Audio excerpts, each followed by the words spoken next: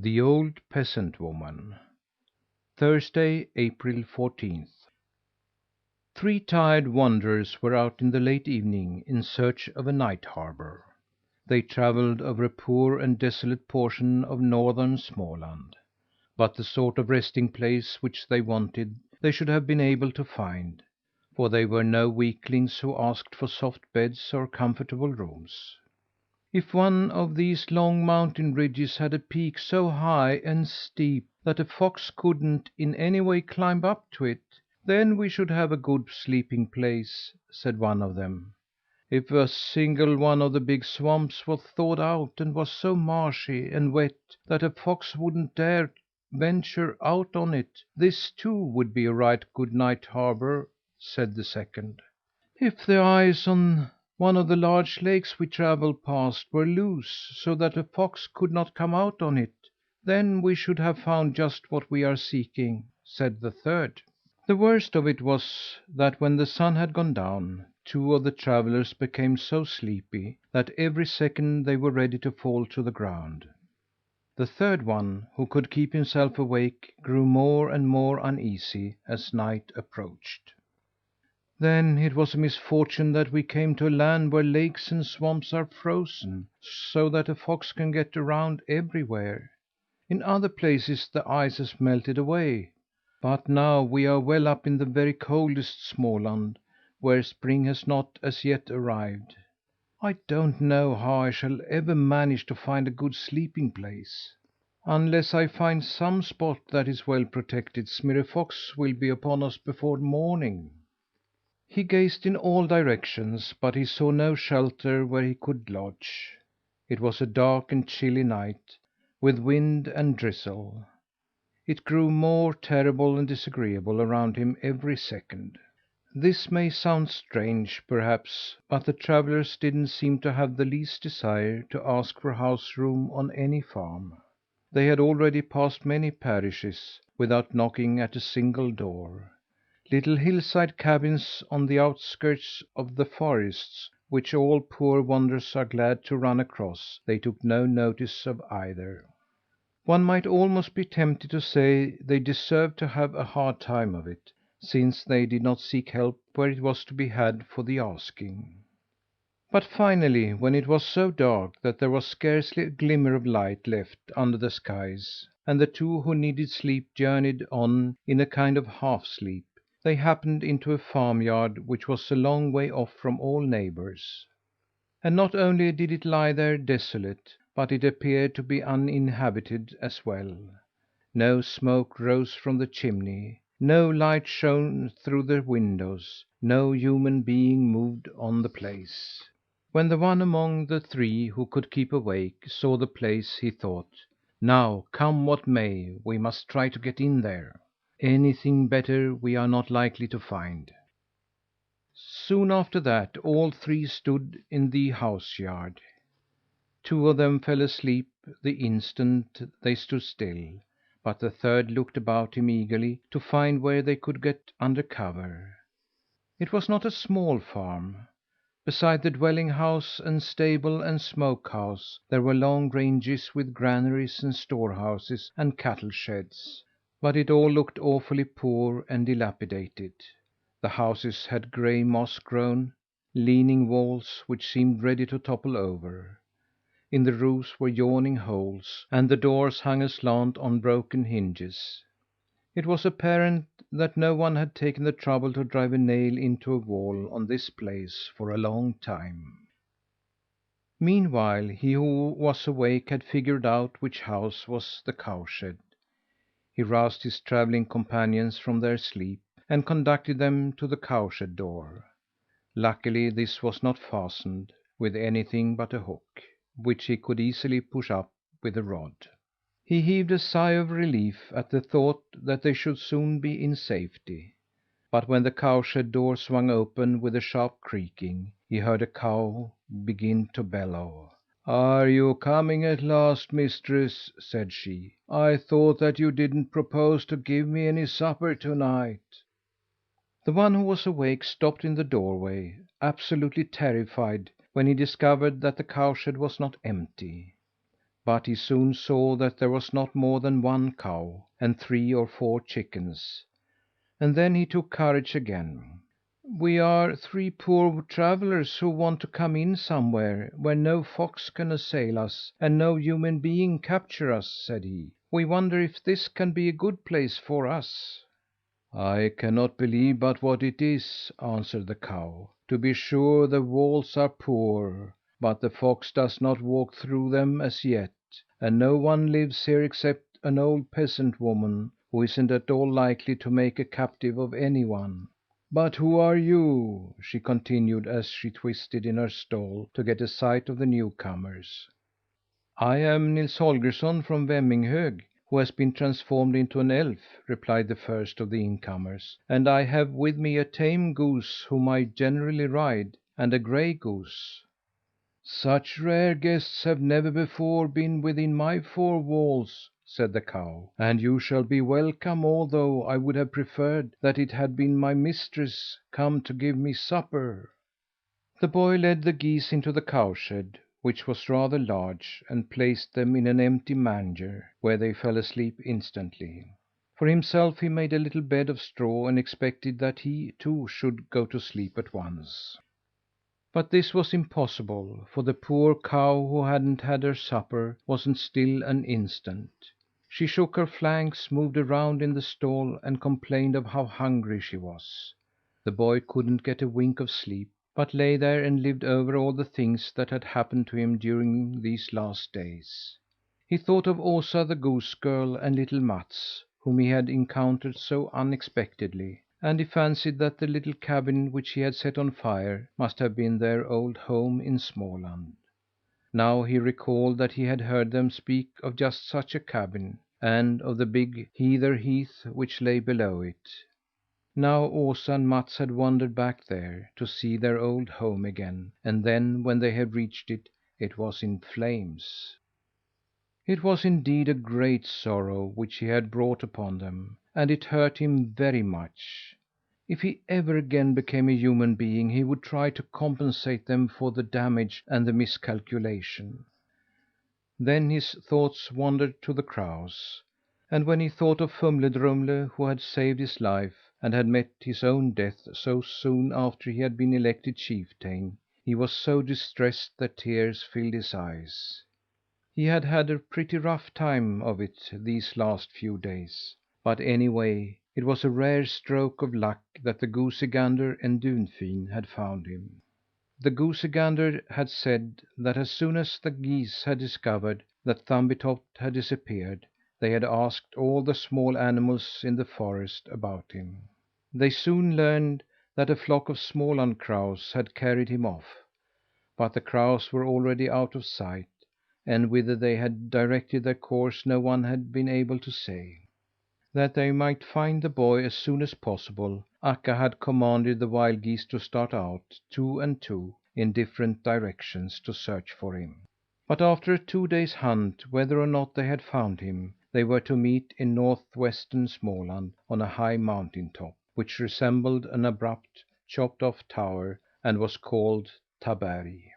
After Akka had given them the best directions and described carefully how they should find Taberg, they had separated. The white goosey gander had chosen Dunfin as travelling companion, and they had flown about hither and thither with the greatest anxiety for Thumbietot. During this ramble they had heard a thrush, who sat in a tree top, cry and wail that some one who called himself Kidnapped by Crows had made fun of him. They had talked with the thrush, and he had shown them in which direction that Kidnapped by Crows had travelled. Afterward they had met a dovecock, a starling, and a drake. They had all wailed about a little culprit who had disturbed their song, and who was named Caught by Crows, Captured by Crows, and Stolen by Crows. In this way they were enabled to trace Thumbietot all the way to the heather heath in Sunnerbo township. As soon as the goosey gander and Dunfin had found Thumbietot, they had started toward the north in order to reach Taberg. But it had been a long road to travel, and the darkness was upon them before they had sighted the mountain top. "If we only get there by to morrow, surely all our troubles will be over," thought the boy, and dug down into the straw to have it warmer. All the while the cow fussed and fumed in the stall. Then all of a sudden she began to talk to the boy. "Everything is wrong with me," said the cow. "I am neither milked nor tended. I have no night fodder in my manger, and no bed has been made under me.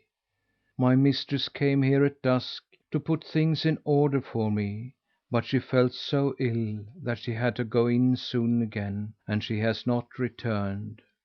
"It's distressing that I should be little and powerless," said the boy.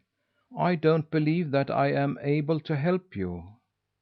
"You can't make me believe that you are powerless because you are little," said the cow. "All the elves that I've ever heard of were so strong that they could pull a whole load of hay and strike a cow dead with one fist." The boy couldn't help laughing at the cow. "They were a very different kind of elf from me," said he. "But I'll loosen your halter and open the door for you, so that you can go out and drink in one of the pools on the place, and then I'll try to climb up to the hay loft and throw down some hay in your manger."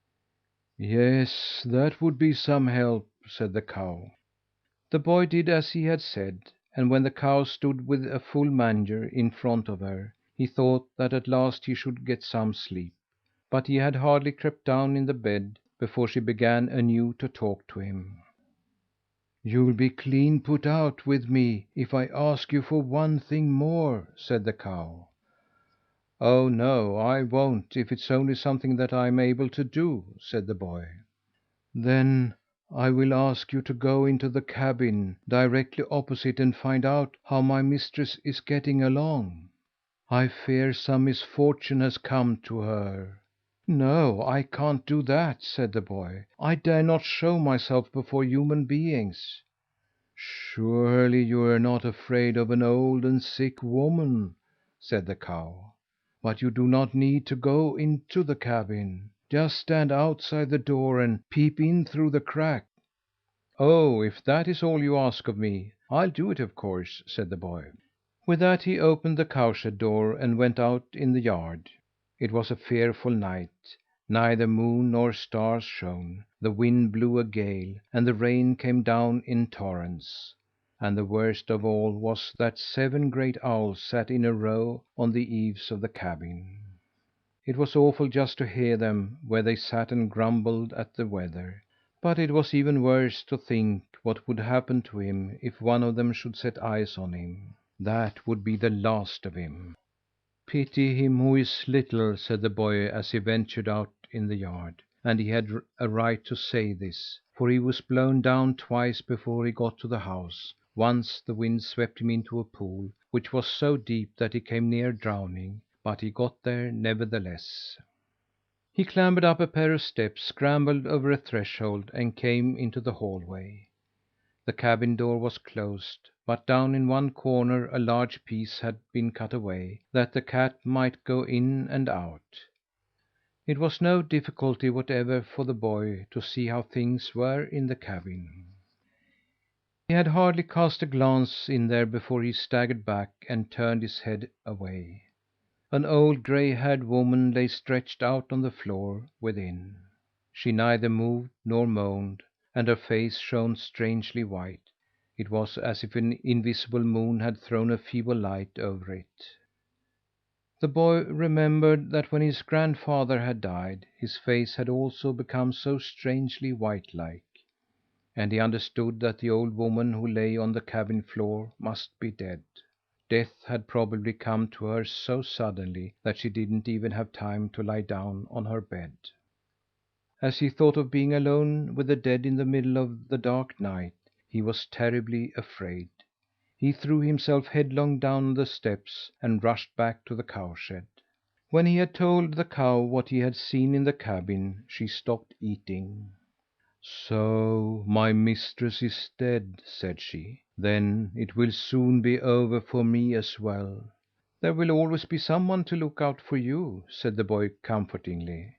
"Ah, you don't know," said the cow, "that I am already twice as old as a cow usually is before she is laid upon the slaughter bench. But then I do not care to live any longer, since she in there can come no more to care for me." She said nothing more for a while, but the boy observed, no doubt, that she neither slept nor ate. It was not long before she began to speak again. "Is she lying on the bare floor?" she asked. "She is," said the boy. "She had a habit of coming out to the cow shed," she continued, "and talking about everything that troubled her. I understood what she said, although I could not answer her. These last few days she talked of how afraid she was lest there would be no one with her when she died. She was anxious for fear no one should close her eyes and fold her hands across her breast after she was dead. Perhaps you'll go in and do this." The boy hesitated. He remembered that when his grandfather had died, mother had been very careful about putting everything to rights. He knew this was something which had to be done. But on the other hand, he felt that he didn't care go to the dead in the ghastly night. He didn't say no, neither did he take a step toward the cowshed door. For a couple of seconds the old cow was silent, just as if she had expected an answer. But when the boy said nothing, she did not repeat her request. Instead, she began to talk with him of her mistress. There was much to tell, first and foremost about all the children which she had brought up. They had been in the cowshed every day, and in the summer they had taken the cattle to pasture on the swamp and in the groves, so the old cow knew all about them. They had been splendid, all of them, and happy and industrious. A cow knew well enough what her caretakers were good for. There was also much to be said about the farm. It had not always been as poor as it was now. It was very large, although the greater part of it consisted of swamps and stony groves. There was not much room for fields, but there was plenty of good fodder everywhere. At one time there had been a cow for every stall in the cowshed, and the ox shed, which was now empty, had at one time been filled with oxen. And then there was life and gaiety, both in cabin and cow house. When the mistress opened the cowshed door, she would hum and sing, and all the cows lowed with gladness when they heard her coming. But the good man had died when the children were so small that they could not be of any assistance, and the mistress had to take charge of the farm and all the work and responsibility. She had been as strong as a man, and had both plowed and reaped. In the evenings, when she came into the cowshed to milk, sometimes she was so tired that she wept. Then she dashed away her tears, and was cheerful again. "It doesn't matter. Good times are coming again for me too, if only my children grow up. Yes, if they only grow up." But as soon as the children were grown, a strange longing came over them. They didn't want to stay at home, but went away to a strange country. Their mother never got any help from them. A couple of her children were married before they went away, and they had left their children behind in the old home. And now these children followed the mistress in the cowshed, just as her own had done. They tended the cows and were fine, good folk. And in the evenings, when the mistress was so tired out that she could fall asleep in the middle of the milking, she would rouse herself again to renewed courage by thinking of them. "Good times are coming for me too," said she, and shook off sleep, "when once they are grown." But when these children grew up, they went away to their parents in the strange land. No one came back. No one stayed at home. The old mistress was left alone on the farm. Probably she had never asked them to remain with her. "Think you, Rödlina, that I would ask them to stay here with me when they can go out in the world and have things comfortable?" she would say as she stood in the stall with the old cow. "Here in Småland they have only poverty to look forward to." But when the last grandchild was gone, it was all up with the mistress. All at once she became bent and gray, and tottered as she walked, as if she no longer had the strength to move about. She stopped working. She did not care to look after the farm, but let everything go to rack and ruin. She didn't repair the houses, and she sold both the cows and the oxen. The only one that she kept was the old cow, who now talked with Thumbietot. Her she let live because all the children had tended her. She could have taken maids and farm hands into her service, who would have helped her with the work, but she couldn't bear to see strangers around her, since her own had deserted her.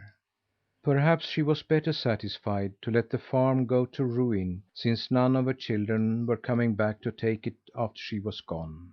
She did not mind that she herself became poor, because she didn't value that which was only hers, but she was troubled lest the children should find out how hard she had it. "If only the children do not hear of this! If only the children do not hear of this!" she sighed as she tottered through the cow house. The children wrote constantly and begged her to come out to them, but this she did not wish. She didn't want to see the land that had taken them from her. She was angry with it. "It's foolish of me, perhaps, that I do not like that land which has been so good for them," said she, "but I don't want to see it." She never thought of anything but the children, and of this that they must needs have gone. When summer came, she led the cow out to graze in the big swamp. All the day she would sit on the edge of the swamp, her hands in her lap, and on the way home she would say: "You see, Rödlinna, if there had been large, rich fields here, in place of these barren swamps, then there would have been no need for them to leave."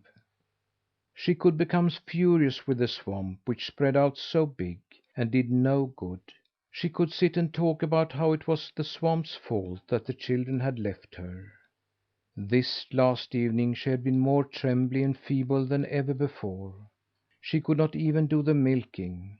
She had leaned against the manger and talked about two strangers who had been to see her, and had asked if they might buy the swamp. They wanted to drain it, and sow and raise grain on it. This had made her both anxious and glad. "Do you hear, Rödlinna?" she had said. "Do you hear they said that grain can grow on the swamp? Now I shall write to the children to come home. Now they'll not have to stay away any longer, for now they can get their bread here at home." It was this that she had gone into the cabin to do. The boy heard no more of what the old cow said. He had opened the cow house door and gone across the yard, and into the dead whom he had but lately been so afraid of. It was not so poor in the cabin as he had expected. It was well supplied with the sort of things one generally finds among those who have relatives in America. In a corner there was an American rocking chair. On the table before the window lay a brocaded plush cover. There was a pretty spread on the bed. On the walls, in carved wood frames, hung the photographs of the children and grandchildren who had gone away. On the bureau stood high vases and a couple of candlesticks, with thick spiral candles in them. The boy searched for a matchbox and lighted these candles, not because he needed more light than he already had, but because he thought that this was one way to honour the dead. Then he went up to her, closed her eyes, folded her hands across her breast, and stroked back the thin gray hair from her face. He thought no more about being afraid of her. He was so deeply grieved because she had been forced to live out her old age in loneliness and longing. He, at least, would watch over her dead body this night. He hunted up the psalm book and seated himself to read a couple of psalms in an undertone. But in the middle of the reading he paused, because he had begun to think about his mother and father. Think that parents can long so for their children! This he had never known. Think that life can be as though it was over for them, when the children are away. Think if those at home longed for him in the same way that this old peasant woman had longed! This thought made him happy, but he dared not believe in it. He had not been such a one that anybody could long for him. But what he had not been, perhaps he could become. Round about him he saw the portraits of those who were away. They were big, strong men and women with earnest faces. There were brides in long veils, and gentlemen in fine clothes, and there were children with waved hair and pretty white dresses. And he thought that they all stared blindly into vacancy, and did not want to see. "Poor you!" said the boy to the portraits. "Your mother is dead. You cannot make reparation now, because you went away from her. But my mother is living." Here he paused and nodded and smiled to himself. "My mother is living," said he. "Both father and mother are living."